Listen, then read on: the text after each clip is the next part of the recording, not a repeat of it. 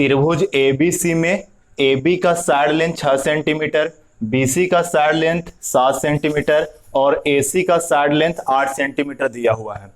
AD के बारे में बताया गया कि AD है जो इस BC पर परपेंडिकुलर है और O है जो इस ABC ट्रायंगल का ऑर्थो सेंटर है। तो हमें ज्ञात करना है ये OD का लेंथ क्या होगा, का लेंथ निकालना होगा।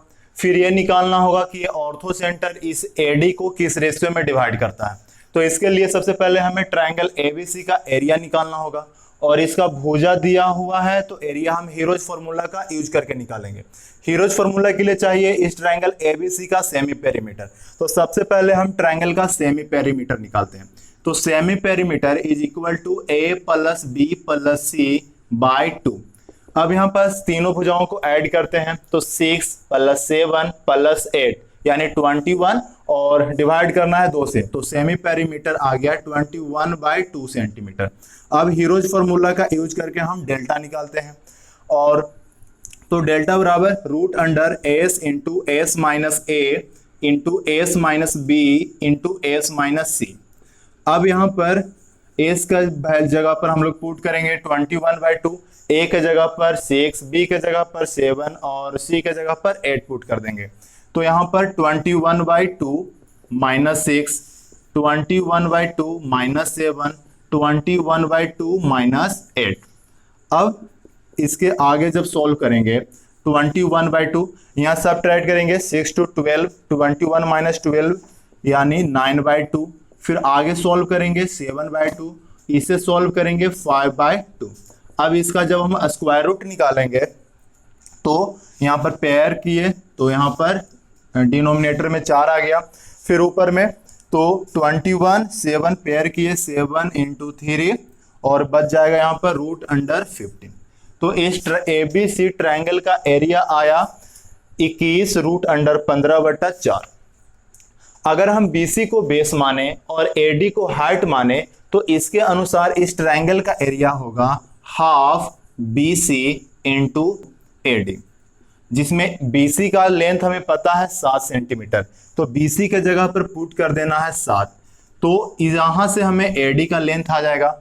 इस 7 से ये 7 कैंसिल हो गया, 2 से 2 दूना 4 2 आ गया।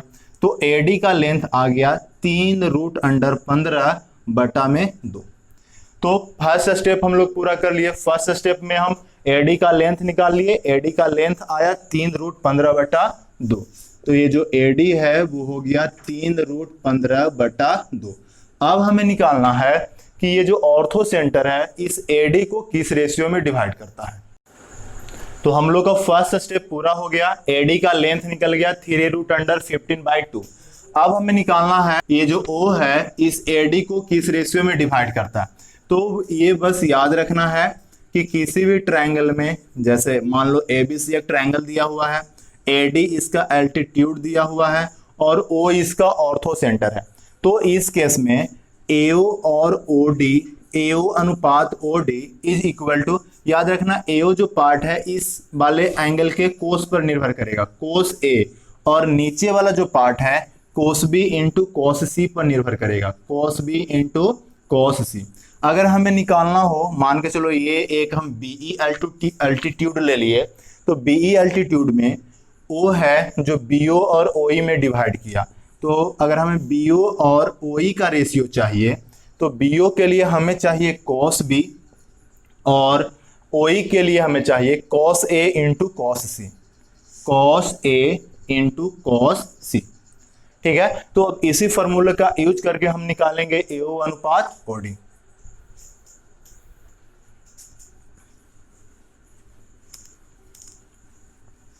चलिए, तो AO अनुपात OD is equal to, AO अनुपात OD is equal to cos A बटा में लिखेंगे cos B into cos C, cos B into cos C। अब हमें यहां पर यूज करना होगा कोसाइन रूल। और किसी भी ट्रायंगल में, जैसे मान लो एक ट्रायंगल दिया हुआ है, ये एंगल थीटा है, ये साइड लेंथ A, ये B और ये C।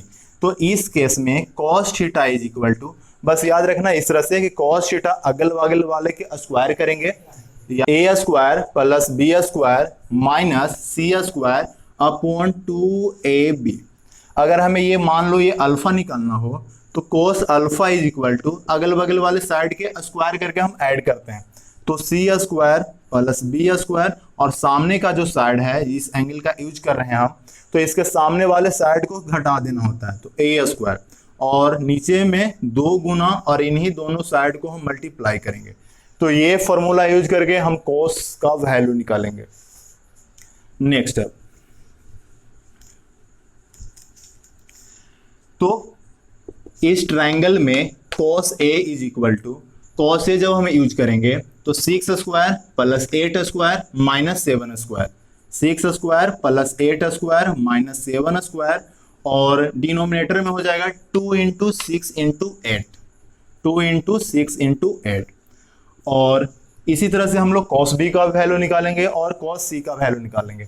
cos B के लिए होगा 6 square plus 7 square minus 8 square upon 2 into 6 into 7। उसी तरह से cos C के लिए हो जाएगा 8 square plus 7 square minus 6 square, और नीचे होगा 2 गुना 8 गुना 7। तो हम यहाँ पर लिख देते हैं cos B is equal to 6 square plus 7 square minus 8 square upon 2 into 6 into 7 into, यहाँ पर इंटू है, cos C is equal to 7 square plus 8 square minus 6 square upon 2 into 7 into 8। अब इसी को हल करना है, तो 268 ये कैंसिल हो गया। अब इसे हम लोग सॉल्व करेंगे, तो 6 square plus 8 square minus 7 square, इसे सॉल्व करेंगे तो ये आएगा 51 upon 6 square plus 7 square minus 8 square, इसे सॉल्व करेंगे तो ये होगा 21 इंटू, और ये होगा 7 square plus 8 square minus 6 square, इसे सॉल्व करने पर ये आएगा 77, और नीचे हो गया 727, तो 7 इंटू 2 इंटू 7। अब इसी को सॉल्व करेंगे, 11 टर्म्स में ये कटा, ये 3 बार में, और 3 से ये कट गया 17 बार में, 2 नीचे था ऊपर गया, यानी ये 34/11। तो हमें पता चल गया कि ये जो AO और OD का रेशियो है वो होगा 34 और 11 के रेशियो में, ठीक है।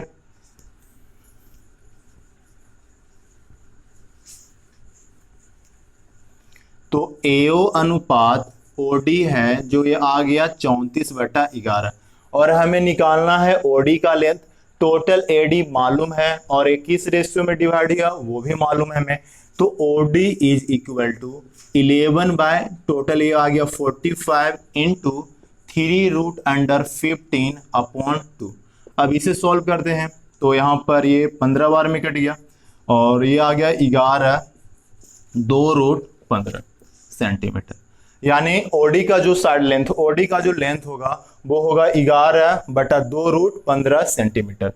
तो इसमें बस 2 पॉइंट हम लोग को करना था। सबसे पहले हमें AD का लेंथ निकालना था, वो हम लोग एरिया के आधार पर निकाले, और फिर ये निकालना था कि O है जो इस AD को किस रेशियो में डिवाइड करता है। तो याद रखना है हमें कि AO अनुपात OD is equal to cos A upon cos B into cos C, ठीक है।